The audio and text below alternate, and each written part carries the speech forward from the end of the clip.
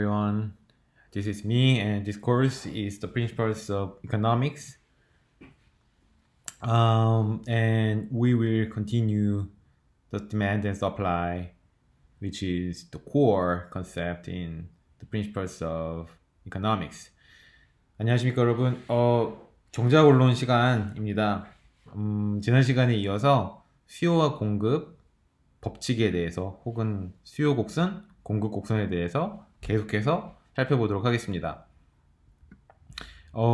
반드시 2주차 강의라 그래서 2주에 다 끝내야 될 이유는 없어요. 우리가 할 얘기들이 좀 더 많거나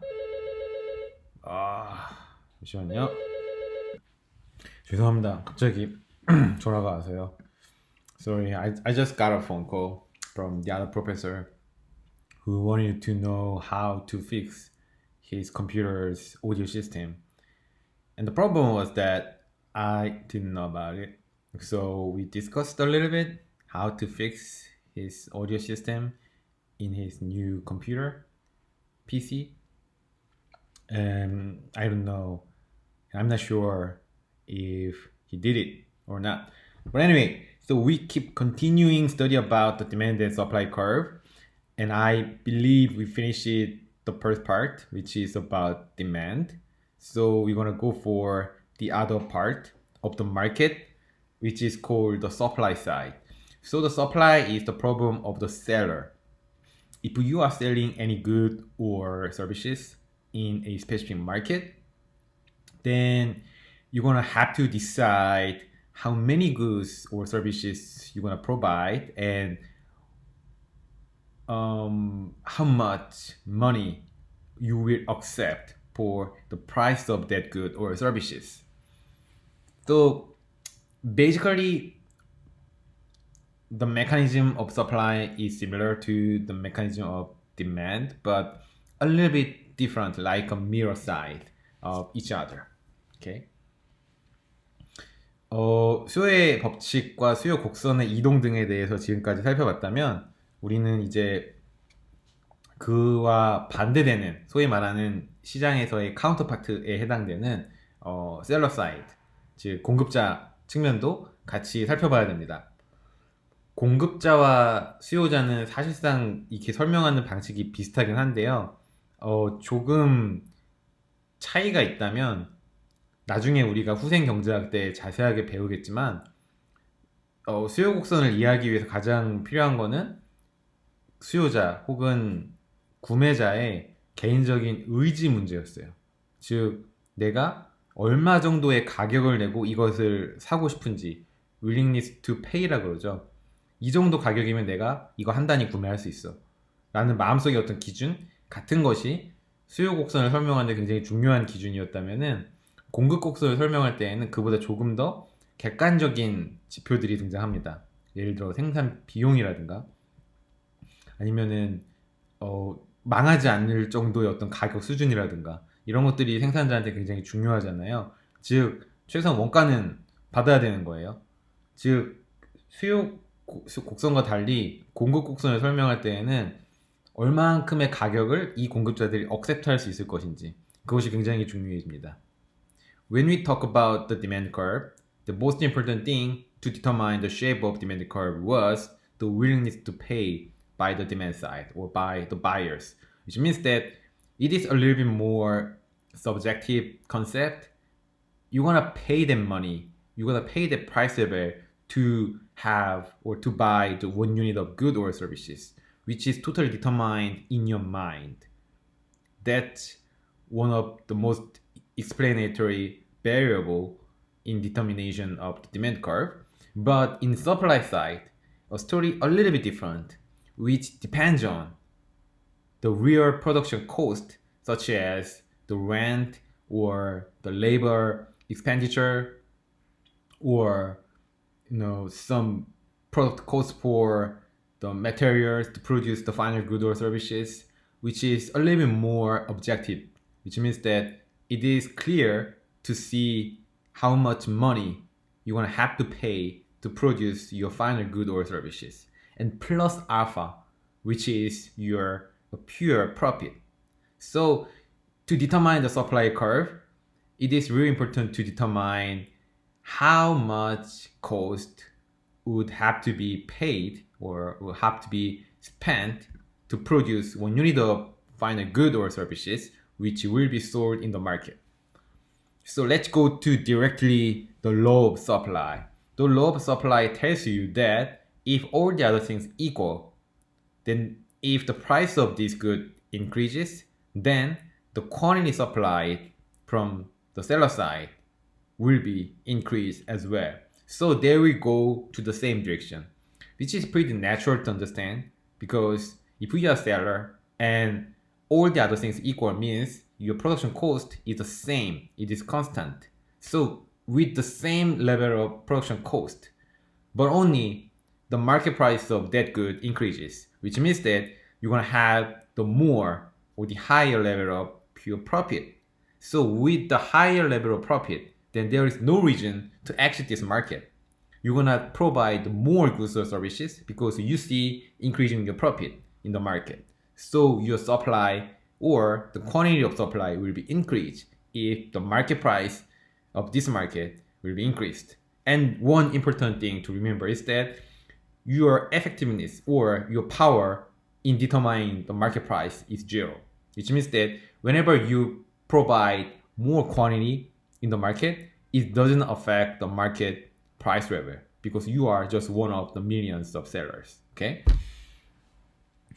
So let's go to the example of Starbucks, which is the seller side, where our friend Sam loves coffee. So he goes to Starbucks every day. So now we can see the story of Starbucks, which is the opposite side to the Sam story from the demand side. We learned. Okay. 공급 곡선은 아주 간단해요. 시장 가격이 올라가면 공급자는 더 많은 것을 공급한다는 겁니다. 즉 공급량과 시장 가격은 정의 비례관계에 있는 거니까 두 개가 같이 가겠죠. 그래프로 그리면은 우상향하는 모양이 될 겁니다. 지금 카메라가 거울 이미지거든요. 반대로 나오거든요. 저는 우상향이 이건데 이게 이쪽으로 반대로 나오네요. 아무튼 굉장히 직관적으로 이해가 가능하죠. All the other things equal 이라는 컨디션에서 여러분들이 기본적으로 가지고 있는 모든 조건이 일정하다면, 즉 여러분들의 생산 비용이 증가하지 않는다면, 감소하지 않고 일정하게 유지된다면, 오직 시장 가격이 올랐을 때 여러분들이 얻게 되는 순이익은 증가할 테니 당연히 여러분들은 더 많은 것을 공급하고 싶어하는 경제적인 유인을 얻게 될 겁니다. 때문에 시장 가격이 올라가면 여러분들도 더 많은 것을 공급하게 된다. 여기까지가 공급의 법칙이에요. 그런데 우리가 지금 현재 일반적으로 가정하고 있는 이 시장은 완전 경쟁 시장이잖아요. 완전 경쟁 시장에서는 어떻습니까? 수많은 셀러와 수많은 바이어가 존재하기 때문에 1, 2개 셀러가 공급량을 늘린다고 해서 시장 가격이 변화하지 않아요.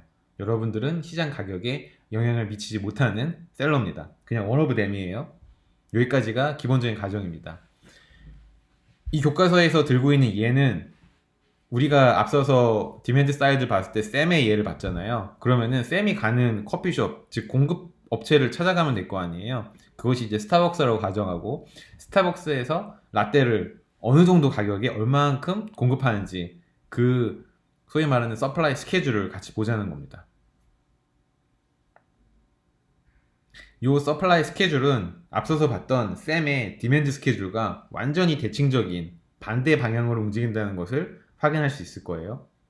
만약에 라떼의 시장 가격이 0달러예요. 아무리 라떼를 공급을 해도 돈을 못 받아요.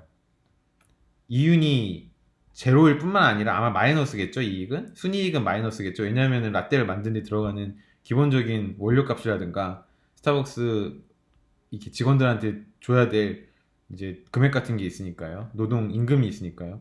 때문에 한 푼도 못 받는다고 가정한다면 당연히 라떼를 만들 경제적 유인이 없어요. 제로예요. 그러니까 라떼의 공급량은 제로가 될 겁니다.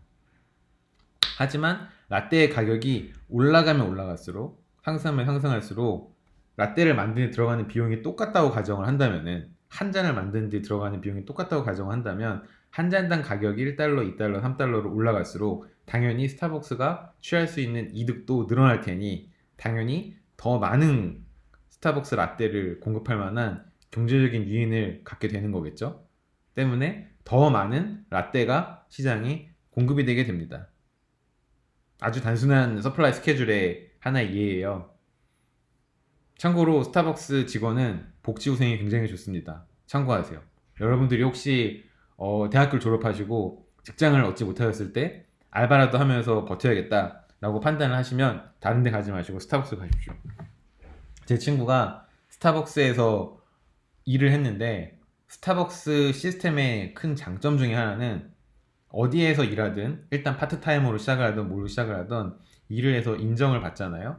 인정을 받으면은 정직원이 돼요. 정직원이 되면 이제 4대 보험 다 나오고 그게 됩니다. 그럼 정직원이 돼서 또 어느 정도 일을 열심히 잘하잖아요. 그럼 인정을 받아요. 그 평가 고가에 의해서. 그러면 매니저가 돼요. 매니저급이 되면은 지점을 자기가 고를 수 있어요. 근데 평가가 굉장히 좋잖아요. 그러면 그 지점을 국내에서만 고를 수 있는 게 아니라 해외에 있는 모든 스타벅스 중에서 하나를 아무거나 자기가 찍어서 갈 수 있습니다.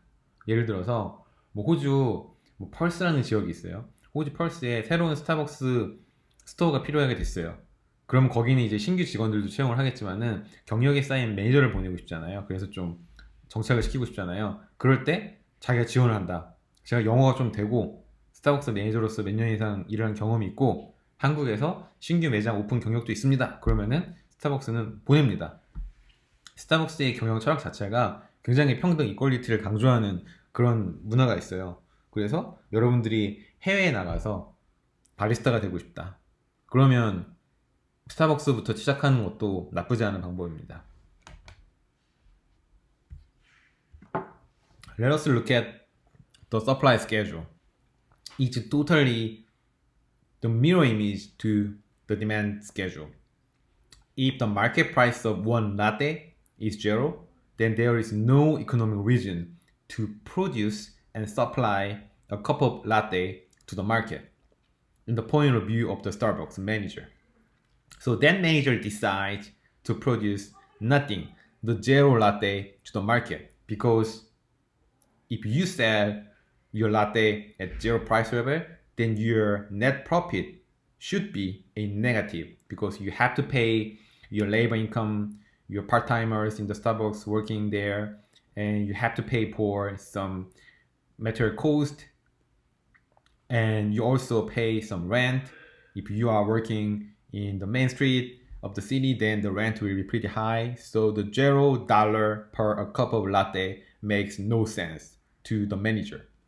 So zero latte will be provided at the $0. But if the price of one latte increases to $1, then there is small chance to produce some unit of latte.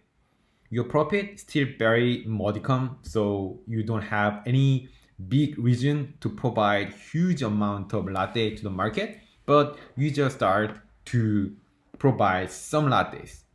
And as the price of one cup of latte increases from $1 to the $6, then there will be more and more reason to provide more lattes to the market. So, for instance, at the $6 for a cup of latte, then I think it is pretty good price for a supply side. So you want to provide as many lattes as possible. You want to say your workers should work harder to provide more latte to meet the demand side to get the more profit. So the 18 cups of the latte will be provided according to this supply schedule. So let us just draw out the picture. It is pretty straightforward. You can just make the point. I think you can have the 7 point. You can just make the relationship between the dollar side on the vertical axis and the quantity side on the horizontal axis. So there will be 7 point on our two-dimensional graph. So $0, 0 latte, $1 per 3 lattes, and $6 per 18 lattes. So we can easily find out the fact from our supply schedule that as the price of one cup of latte increases, then we're gonna have the more and more quantity supplied at each price level. 서플라이 스케줄을 가지고 공급 곡선을 그리는 것도 굉장히 쉽고 단순하다고 생각할 수 있겠죠? 이 2차원 그림에다가 그냥 좌표를 7개 찍으시면 되고 그 7개 좌표를 쭉 연결하시면은 하나의 선이 나올 겁니다. 이게 직선처럼 보이지만 사실은 곡선이에요. 직선도 곡선의 일부니까요, 수학적으로. 낮은 가격에서는 더 낮은 수량이 공급되고 높은 가격에서는 더 많은 수량이 공급되는 것이 공급의 법칙이고 이 스타벅스에 의해서 우리는 공급의 법칙이 최소한 이 스타벅스에서는 성립을 한다라는 것까지 알 수 있습니다. 만약에 스타벅스 말고 다른 업체들도 있다고 가정을 해보죠. 뭐 탐앤탐스라든가, 저 탐앤탐스 굉장히 좋아하는데요. 탐앤탐스, 뭐 스타벅스, 그 다음에 뭐 엔젤리너스, 저 엔젤리너스 굉장히 싫어합니다. 뭐 이러한 커피 업체들이 모두 똑같은 품질의 라떼를 공급한다고 가정했을 때 각각 개별적인 가격 수준에서 각각 개별 공급업체가 공급하는 라떼의 수를 다 더하면 그것이 바로 마켓 서플라이 혹은 시장 공급 곡선이 되겠죠? 그렇게 수학적으로 그렇게 어려운 얘기는 아닌 것 같습니다. How about the market supply or market quantity of supply? There might be another provider because we assume the perfectly competitive market, so there should be a numerous providers in the market for the latte, and we assume that the quality of latte by each provider or each seller are identical. They are just same, so there is no difference in the quality of latte. It is pretty strong assumption because I believe the quality of latte sold in Starbucks should be pretty much different from the one from the Angelinas or the other big coffee brand in South Korea. I think there will be huge difference between those two. So that's the reason why I go to Starbucks only. But anyway, to calculate the market quantity supply or market supply curve, it's pretty easy. At each price level, there should be the individual seller's quantity supply. Then you can sum all of individual supply horizontally at each price level. Then the result should be the market quantity supply.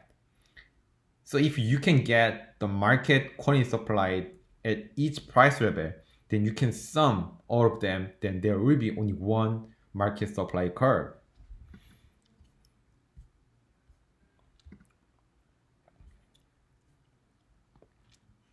So here are the examples. So this is example from the United States. So we have examples of Starbucks and the Peach. Do you guys know the Peach coffee? I think the Peach coffee is pretty famous in the West Coast, not East Coast. So in East Coast, there should be another brand which can possibly replace the Peach coffee. But the Peach coffee is pretty popular. I mean, around the Seattle or the Portland, I think the Seattle area or the state of Washington area, Starbucks is the number one. But in California or Arizona or the Utah or Colorado, I think the Peach coffee are pretty much popular equivalently. I'm not sure, but those two brands are pretty big names in the East Coast. Sorry, in the West Coast. In East Coast side, I don't know about that. Maybe Dunkin'. I think Dunkin' is pretty popular in the New York or Boston area, but I had never lived in that area, so I'm not sure. But anyway, so here is the quantity supplied by Starbucks at the zero price level, which is zero. How about the Peach coffee? It is also zero because for Peach coffee as well, there is no reason to provide the cup of latte at the zero price level. If you provide latte at the zero price level, then you're gonna be called a stupid guy. So the zero market quantity supply at the zero price level of one cup of latte. How about if the price of one cup of latte increases to the $1, then Starbucks starts to supply their latte to the market, which is 3 cups. For Peach, they are a little bit more conservative, so they provide just two. So the market quantity supply at $1 for one cup of latte is 5 cups of lattes. How about $5? At the price level of $5, then the Starbucks provide 15 lattes and the Peach Coffee provide 10 lattes. So I think just, the size of those two brands are different. Anyway, so the market quantity supplied at $5 for a cup of latte is 25 lattes. So market quantity supply is also increasing as the price for one cup of latte increases. So we can have the market supply schedule and you can connect all the points at each price level, then there should be the market supply curve. So this is the market supply curve and it's pretty straightforward to understand why market supply curve is also increasing, because all the individual supply curve will follow the law of supply. So the horizontal summation, which is pretty much mechanical thing, should be also follow the law of supply.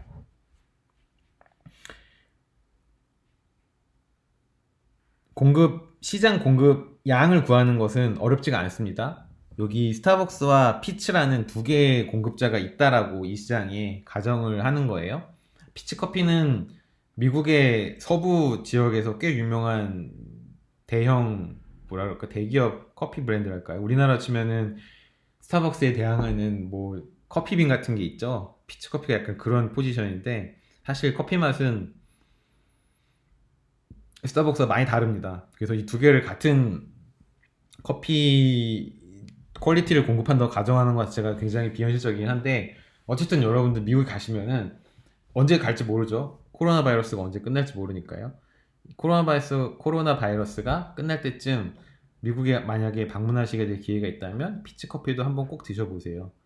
제가 스타벅스를 좋아하는 이유는 물론 커피 맛이 다른 대형 브랜드들에 비해서 더 좋기도 하지만 거기 음악이 되게 좋기 때문이거든요. 근데 피치 커피도 이에 못지않게 꽤 좋은 음악을 커피숍에서 틀어줍니다.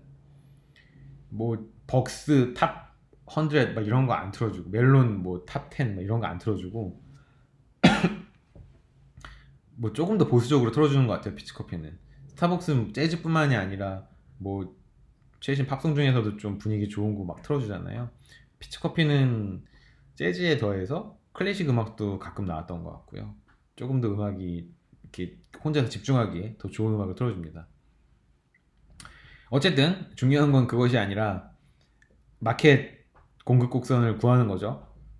1달러에서 어떻게 될까요? 예를 들면은 스타벅스는 1달러에서 3잔의 라떼를 공급을 한대요.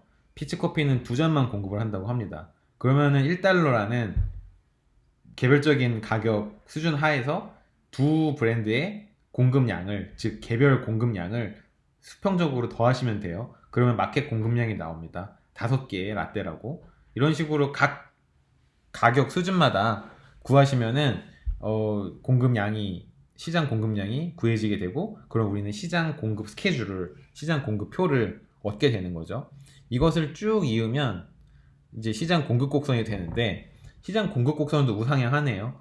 시장 공급 곡선이 우상향하는 이유는 개별 공급 곡선들이 다 우상향하고 이것을 수평적으로 더했기 때문입니다. 즉, 이 공급 곡선의 기울기는 달라질 수 있어요. 아마 달라지겠죠. 근데 기울기가 달라지는 거 상관없이 계속해서 우상향하는 모양을 띠고 있다는 사실 자체는 달라지지 않고, 이것은 개별 공급자나 이 시장이나 이 시장의 전체적인 공급이나 공급의 법칙을 충실하게 따르고 있다는 그런 의미이기도 합니다.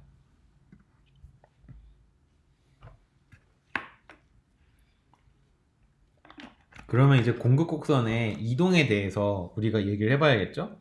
공급 곡선의 이동은 수요 곡선과 비슷하지만은 공급 곡선의 이동에 영향을 미치는 요인들은 수요 곡선과 약간의 차이가 있습니다. 그래서 헷갈리시면 안 돼요. 근데 이게 뭐 중학교 고등학교 교과서처럼 뭐에 영향을 미치는 요인 1번, 2번, 3번, 4번부터는 답이 아니야 막 이런 식으로 딱 잘라서 암기를 하시거나 외워야 되는 건 아니고요. 논리적으로 여러분들이 따져 보셨을 때 이것이 수요 곡선을 이동시킬 것인지 공급 곡선을 이동시킬 것인지 대충 여러분들이 생각해 보시면은 보이실 거예요. 그 논리적으로 여러분들이 설득이 되면은 그게 요인이 맞는 겁니다.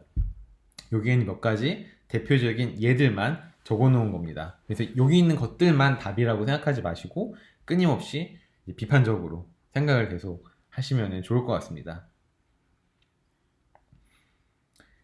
공급 곡선 자체가 이동하는 것과 공급량이 이동하는 것은 큰 차이가 있죠. 앞에서 우리가 수요량의 이동과 수요 곡선의 이동은 다르다고 배웠기 때문에 그것과 이제 일맥상통하는 거죠. 만약에 이 시장에서 판매되는 이 재화나 서비스의 가격이 변했을 경우 공급량이 변화합니다. 공급량이 변화한다는 것은 곡선이 이동하는 것은 아니고요. 똑같은 움직이지 않는 곡선 상에서 한 그 위에 있는 점이 가격 변화에 따라서 공급량만 이동함으로써 그 점이 이제 곡선상에서 이동하는 형태로 보여지게 되는 거죠.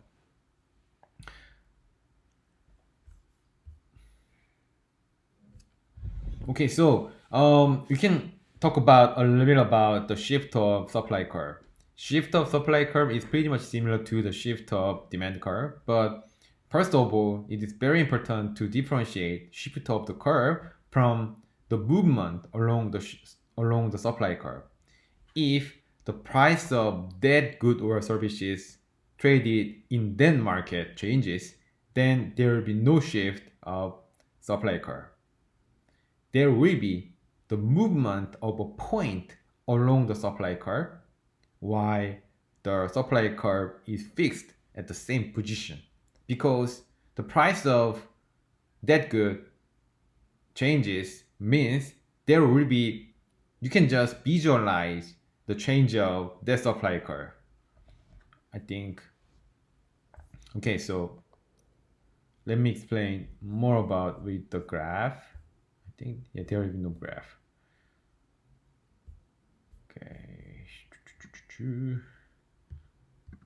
I will use my iPad to draw out something. All right, so if there is a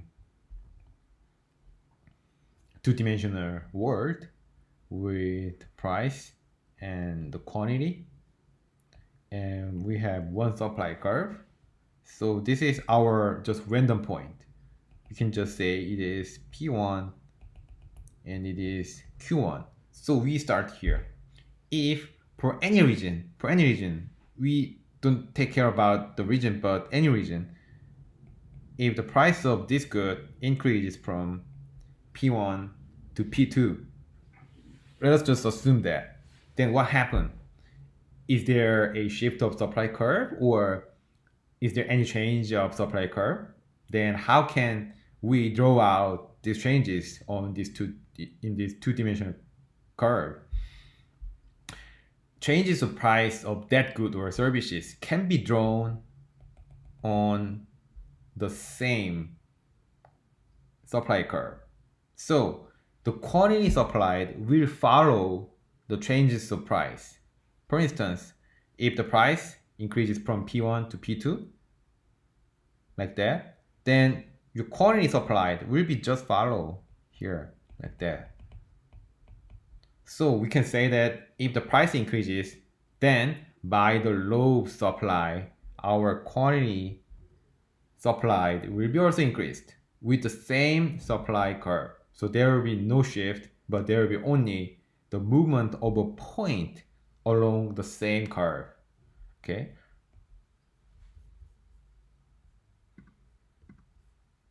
Then how about the factors? What are the factors that we should consider about as the factors that make our supply curve shift? The one thing we should consider and most will be the input prices. There will be a lot of inputs to produce your final good or services. So you're gonna buy input from the other seller in the other market. So if the input price goes up, then there will be more production cost. So your profit will be decreased or will be squeezed.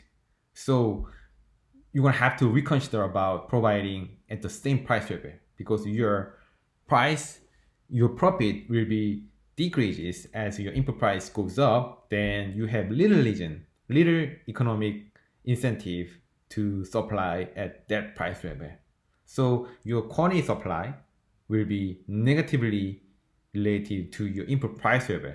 So at the same, even at the same price of your good or supply, you're going to negatively affected by your input price level. So your supply curve will shift to the left side.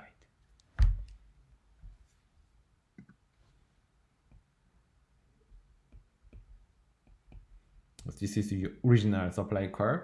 And if input price goes up, then at the same price of this good. So the price of your good or services will not be changed, but only the input price in the other market will be changed. Then it will negatively affect your economic incentive to supply at this unchanged price in this market. So your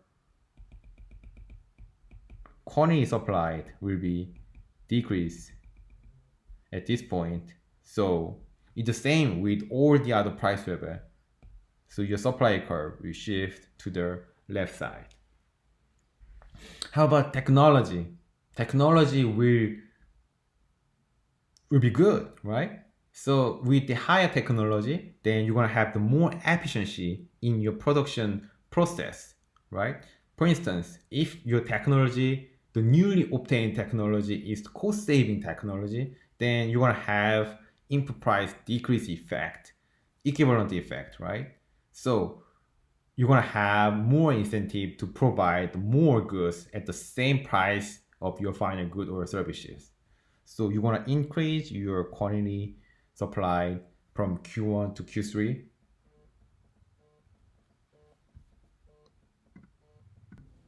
Okay, so you're going to increase your quantity from Q1 to Q3 until this point at the price bar, P bar or something. So you want to do the same thing at every price level. So your supply curve will shift to the right side.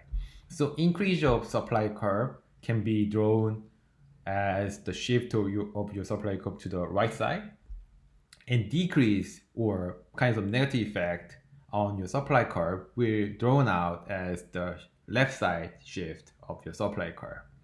So, or maybe the other regions like number of sellers.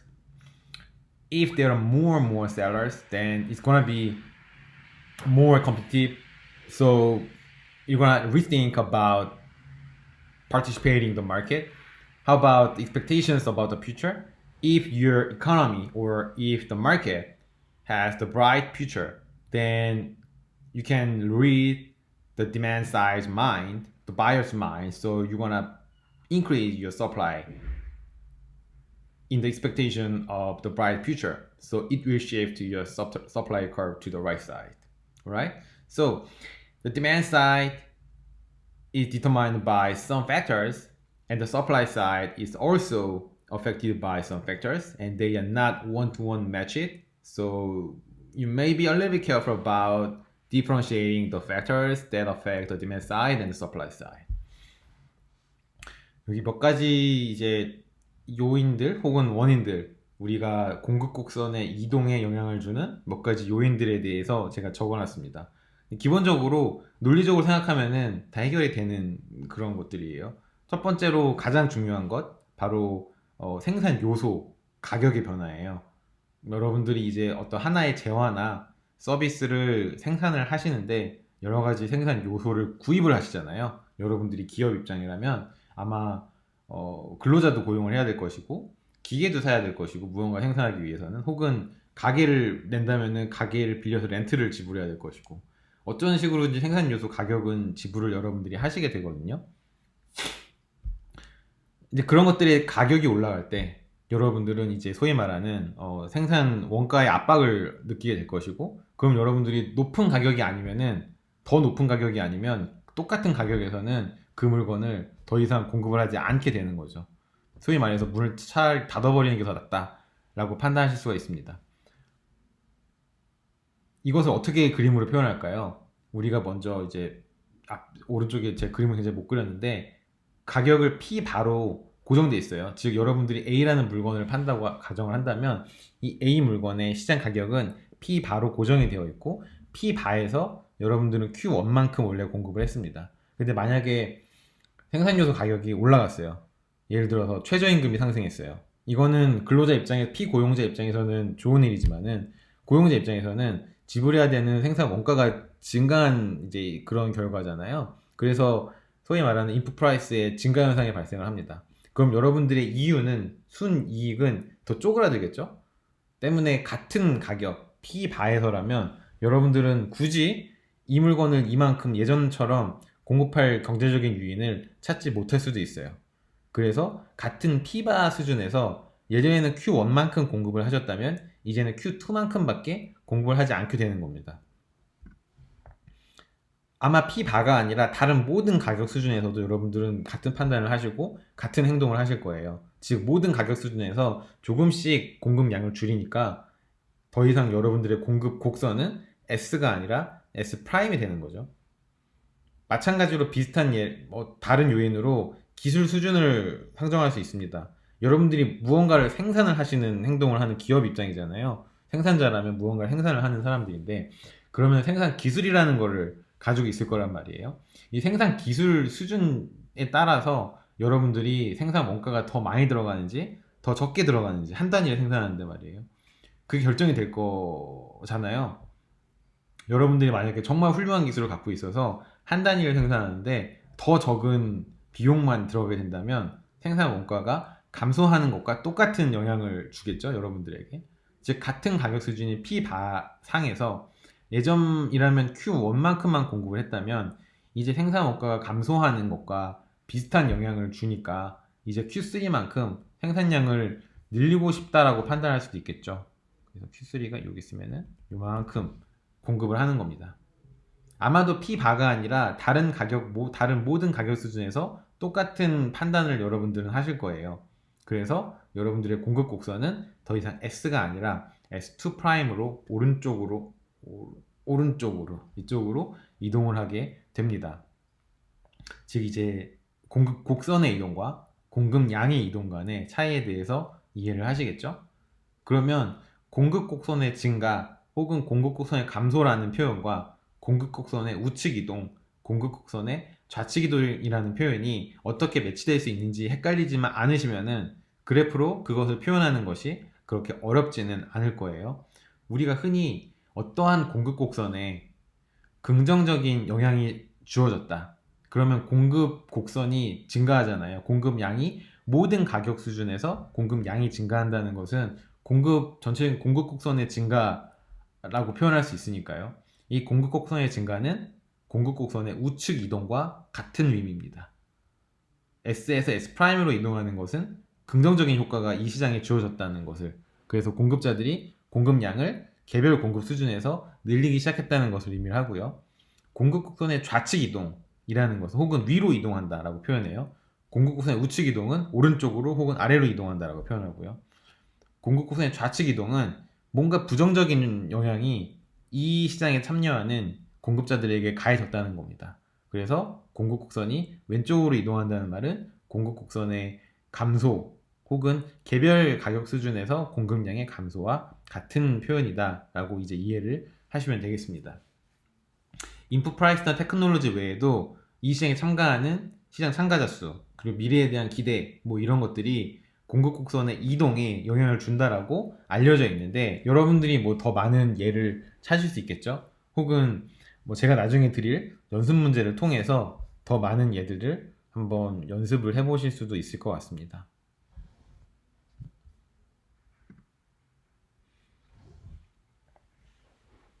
이거는 이제 인풋 프라이스가 감소했을 때 영향인 거죠.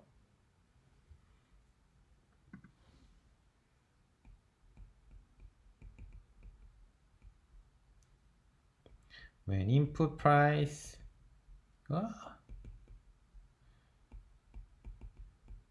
going down. Okay, so if the input prices goes down, then you're gonna have the more economic incentive to provide the more goods or services at the same price of your final goods or services. For instance, at the level of 1.70 cent, $1.70, sorry. Then at the original input price, you provide some of this unit, but after your input price is going down, then there will be more chance to get the more profit from selling the same quality final good or services. So you want to provide more goods or services because you want to get the more profit.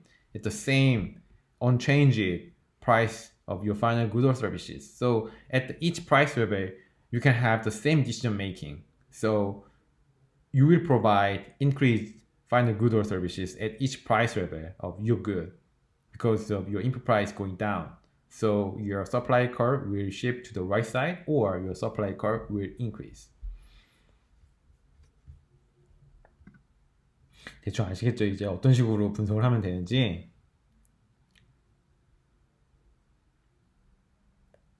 이것도 비슷한 예입니다. 코스트 오브 프로덕션이 감소했을 경우 공급 곡선이 오른쪽으로 이동한다는 건데 뭐 똑같은 얘기고요. The same story.